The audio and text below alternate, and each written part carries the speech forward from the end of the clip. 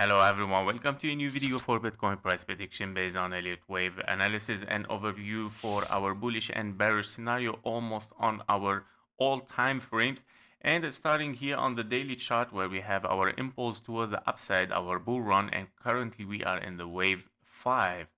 Taking the channel acceleration channel from the wave 2 and based on your wave 3 here we can see that we have left of course the base channel and entered of course this acceleration channel where you would like to range very nicely inside it for a wave 5 here and finishing this bull run inside it at least by hitting all around of course this midline for this acceleration channel, which we all have already did for once of course, and we have rejected once more again and moving one more wave toward the upside, and now of course we are very close to leave this acceleration channel. So if we take a closer look on the daily here, we have seen of course already a candle outside this acceleration channel. Normally when you get this, of course this is a very weak signal for of course a bull run to be continued, meaning of course we might still of course break this acceleration channel soon or later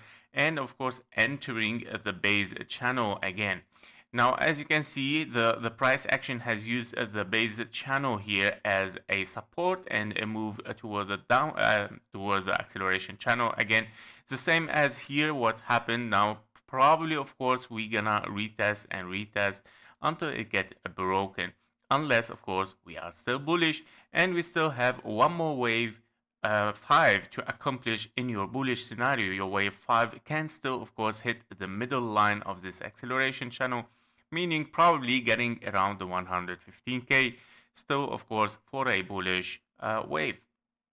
Now if we see our bullish scenario on the daily here, we have this count starting from here with a wave 4 for your bull run. Your wave 4 has ended in an A, B and a C, and this is the difference between the bullish and the bearish. In the bullish, you have a triple 1 2 1 2 1 2 and then 3 4 5 a 4 and a 5, and you're still looking for one more 4 5 because you have triple 1 2s, meaning this wave 5 that we are looking for has to unfold somewhere of course here. It should be very close to unfold because the time required of course for this wave 4 has already passed at the double time or even almost very close to the triple time of your wave 2, meaning preferably to move of course for higher prices from today or from this price action. That yeah, if we are looking for one more wave to unfold. Now don't forget that today is a Friday and we're coming to a weekend, and we know the weekend might be even a sideways range, and that might be of course much more boring sideways for Bitcoin. So we're gonna see how the things are going to unfold for the bullish. Now let's take a look at the bearish scenario. The bearish scenario, as we have mentioned, that of course this is the difference between the bullish and the bearish was your wave 4 here. Your wave 4 is a longer correction, WX with a regular flat and a Y with a triangle, or it can be even a regular flat in a running flat actually, or a truncated I would say flat here, and you can start counting 1 2 1 2 and then 3 4 and a 5. Now this scenario is much more higher possibility than the bullish, where you have triple 1 2s, because your first 1 2 here is not really looking very nice as an impulse.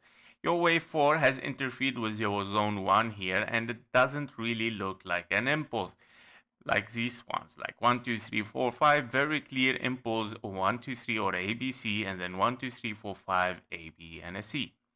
This one is different, and it looks much more like 3 waves to the upside, followed by 3 waves of course for a triangle or probably for a flat here. Both case scenario leads us for double 1 2s.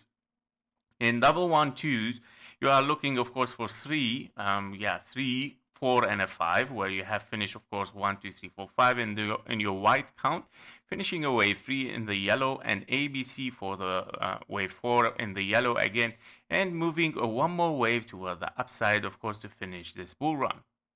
And currently you are probably in a bear market where you have started a several 1-2s here, 1-2, and then probably we're looking for wave 3, 4-5 towards the downside to close the CME gap and start, of course, a bull run very, very soon. And differently than the previous bear market, this bear market might, of course, finish in this area and we start a new bull run toward the upside. And that because, of course, on the weekly or on the deep analysis, if you go back for it the last weekend, we saw, of course, that we might have a very, very short-term bear market and move for higher very, very soon again. So these are the daily bullish and bearish scenario. Now let's move, of course, to the 1 hour chart to see what happened for Bitcoin yesterday and after our analysis exactly in this area. Yes, perfect. So as you can see, I think we took the high, yeah, for here. As we can see lately for the bearish, we have 1, 2, 3, 4, and a 5 leading diagonal as a wave 1 here, and we're looking at an A, 3 waves up, B, 3 waves down, and 1, 2, 3, 4, 5 leading diagonal toward the upside for a wave C. And as you can see right now, we took perfectly the fib levels. First for a wave 5. This is the first thing. Wave 5 has been finished here very nicely between the fib levels given for a wave 5 as yeah, it's supposed to be. And second, we took the high here. We took the high of the wave A, meaning we have finished perfectly right now. We can say perfectly we have finished an expanding flat for a wave 2, which it is supposed to be, of course, inside this blue zone. Of course, it can be lower, and it can be still, of course, a little bit higher. But yeah, probably we have finished 1, 2, 3, 4, 5 here, and maybe, of course, one more leg, yeah, toward the upside, because here we got one, but we got a rejection from it. But yeah, be careful from it because we have finished kind of a flat here for a 1 and 2. Yeah.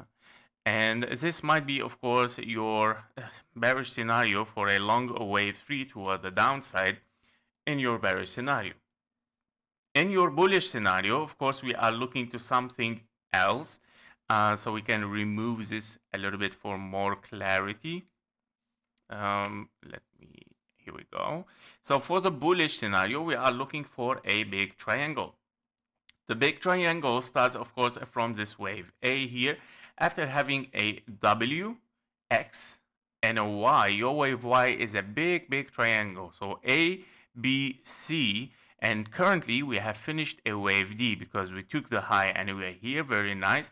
And of course, we're looking right now for a wave E toward the downside, and we're looking still for higher prices. Meaning now in both case scenarios, the highest possibility is to move toward the downside in case you are bullish or if you are bearish, right? Now this is your crossroad here, of course, inside this wave E, where we might, of course, start a bullish scenario, 1, 2, 3, 4, and a 5, or you continue impulsively, yeah, starting from here, of course, impulsively toward the downside, and this will be, of course, a signal for a bear market. So these are the differences between the bullish and the bearish scenarios, guys, to see what's gonna happen. Now on the KGT 5-minute chart here, we are looking here, of course, we have a bearish signal, which is not really divergence because, you know, we took the high as an A, a B, and a C, but this still can, of course, be playing strongly toward the downside. Remember, on the 15-minute chart, we might be in a bigger bearish signal. Here we go. Let me check. Yep.